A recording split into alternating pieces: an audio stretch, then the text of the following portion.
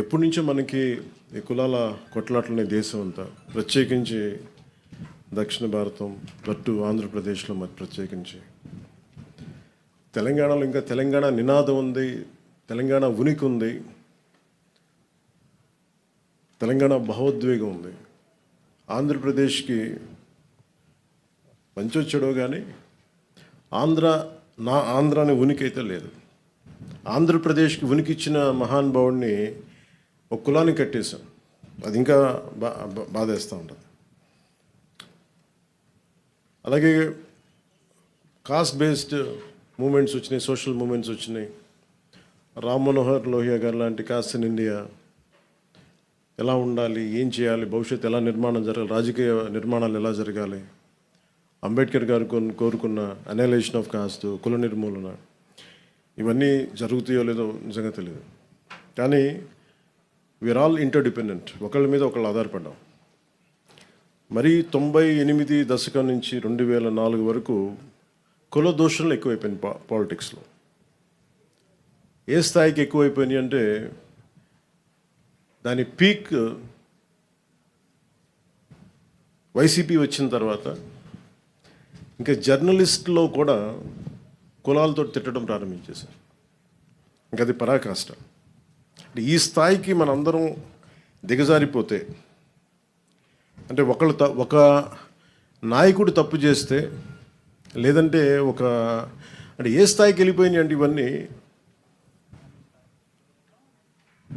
Late 98 నుంచి కానీ 2004-05 తర్వాత ఇంకా కుల దూషణలో ఏ స్థాయికి వెళ్ళిపోయినాయి అంటే ఒక సెన్సిటివ్ ఇష్యూస్లో తోసారు.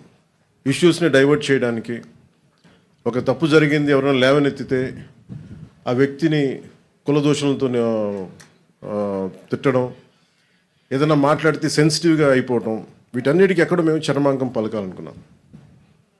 ఇది జనసేన మూల సిద్ధాంతంలో ఒకటి కులాల ఐక్యత. అంబేద్కర్ గారు చెప్పినట్టు కుల నిర్మూలన జరుగుద్దో లేదో మాకు తెలియదు, కానీ కులాల ఐక్యత, కులాల ఇంటర్డిపెండెన్సీ, పరస్పర సహకారం చాలా చాలా అవసరం. ఇదే ఈ ఒరవడి కనుక కొనసాగితే అడ్మినిస్ట్రేషన్ కూడా చాలా కష్టం అయిపోతుంది. ఒక వ్యక్తి తప్పు చేస్తే ఆ వ్యక్తిని నిందించాలి కానీ ఎంటైర్ కులాన్ని నిందించే పరిస్థితులు. అసలు వైసీపీ ఏ స్థాయిలో ఉంది అంటే గతంలో చూస్తే ఒక ఎమ్మెల్సీ హత్య చేసి ఒక దళిత కులానికి చెందిన యువకుడిని హత్య చేస్తే అది ఏ గొడవలైనా ఎన్ని పక్కన పెడితే, శవాన్ని ట్యాక్సీలో పెట్టి ప్యాక్ చేస్తే వాళ్ళని వీళ్ళు వెనకేసుకొస్తారు. అక్కడ మళ్ళీ ఒక దళిత సంఘాలు కూడా మాట్లాడడం మళ్ళీ. అలాగే డాక్టర్ సుధాకర్ గారిని కరోనా టైంలో చంపేస్తే, ఆయన్ని మానసికంగా హింసించి చంపేస్తే మళ్ళీ అక్కడ ఏ సంఘాలు మాట్లాడడం. అసలు ప్రతిదానికి కూర్చోబెట్టి సంఘాలు పెట్టుకొని సంఘాల నాయకులు బాగుపడుతున్నారేమో లేదో మాకు తెలియదు, కానీ ఆ కులాల ప్రజలు మటుకు చాలా ఇబ్బందులు పడతారు, చాలా బాధపడతారు, అభివృద్ధికి అయితే నోచుకోవట్లేదు. ఇంకెక్కడో ఈ మధ్యన మరీ బరి తెగించి వీళ్ళకి అధికారం పోగానే ఇంకా ఇష్టారాజ్యంగా తిట్టడం, కుల దూషణలు, కులాల పేర్ల మీద మాట్లాడటం, ఇవన్నీ ఎక్కడో చరమాంకం పలకాలనిపించింది. మేమందరం కూర్చున్నాం. ఇక్కడున్న దాదాపు కీలకమైన 54 మంది మా ఎమ్మెల్యేస్ ఉన్నారు, ఎంపీస్ ఉన్నారు. మేమందరం అన్ని విభిన్నమైన కులాల నుంచి, కానీ మేమందరం భారతదేశానికి, ఆంధ్ర రాష్ట్రానికి, తెలుగు జాతి ఉనికికి, భారతదేశ సమగ్రతకి మేమందరం ప్రతిబింబం. ఇక్కడున్న ఒక్కొక్క గెలిచిన ఎమ్మెల్యేలు కావచ్చు, పదవులు ఇచ్చిన వాళ్ళు కావచ్చు, మిగతా కులాలు ఒక కులం మీద బేస్ అవుతారు పాలిటిక్స్. సౌత్లో మా వంశీకృష్ణ యాదవ్ గారు గెలిచిన, అది అన్ని కులాల సహకారం ఉంటే నేను ఎమ్మెల్యే అవుతారు. నాయకర్ గారు కావచ్చు, బోలిశెట్టి శ్రీను గారు కావచ్చు, ఇలా ప్రతి ఒక్కళ్ళు పేరు పేరున చెప్పుకోండి.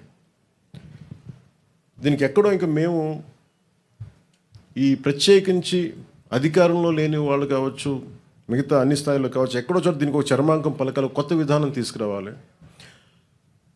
ఆంధ్రప్రదేశ్, తెలంగాణలో దాదాపు 13 లక్షల మంది పట్టుబద్దులై నిరుద్యోగులుగా మిగిలిపోతున్నారు. ఇలాంటి విషయాలను పట్టించుకోకుండా, అభివృద్ధికి ఏం చేయాలని ఆలోచన చేయకుండా, ఈ కుల దూషణలు, ఇలాంటి విద్వేషాలు వీటన్నిటికీ ఎక్కడ చరమాంకం పలకాలి. మా పార్టీ తరపు నుంచి, జనసేన పార్టీ తరపు నుంచి మేము ఆ ఇనిషియేటివ్ మేము తీసుకోవాలి. మేము